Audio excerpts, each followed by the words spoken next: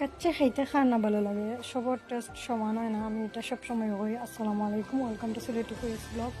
কাচ্চি কিংবা কাচ্চি খেয়ে ট্রাই করছেন, খেয়ে কোন কাচ্চি খাইছেন অবশ্যই কমেন্ট করে জানাইবা খার গেছে কিলা লাগছে।